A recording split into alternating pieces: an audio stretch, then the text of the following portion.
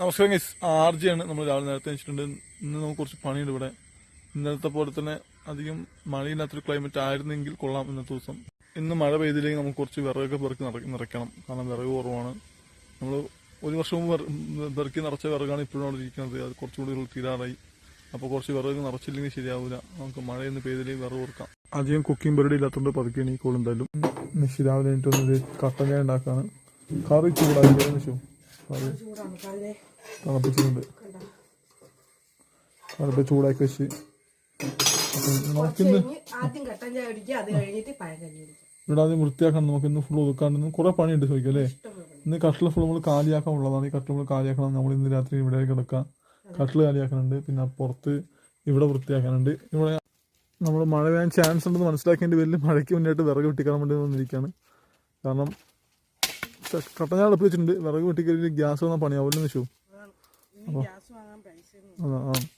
അതുകൊണ്ട് വിറക് വെട്ടിക്കറി എടുക്കാം.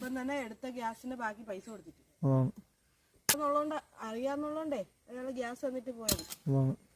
അപ്പോൾ ഞാൻ ഈ വലിയ വിറക് ഇട്ടുകൊണ്ട് കൊടുത്തിട്ടുണ്ട്. നിശ്ചയം അത് വെട്ടി ഒതുക്കട്ടെ. റബ്ബറിലൊന്നും തട്ടാതെയാണ് ഞാൻ വലിച്ചുകൊണ്ട് വന്നത്. റബ്ബർ തട്ടി റബ്ബർ നശിക്കാൻ പാടില്ല അല്ലേ നിശു? നമ്മൾ നടക്കുന്ന വഴിയാണ്. പിന്നെ റബ്ബർ നശിച്ചാൽ നമുക്ക് അതാണ്. പിന്നെ ഇത് ഇവിടെയും കിടപ്പണം. അതും കൂടി എടുത്തുകൊണ്ട് കൊടുക്കട്ടെ. ഞാനിവിടെ അടുത്തുള്ള വിറകൊക്കെ പൊറിക്ക് കൂടെ കൊണ്ടിട്ടിട്ടുണ്ട്. ഇതും കൂടി വെട്ടി ഒതുക്കണം.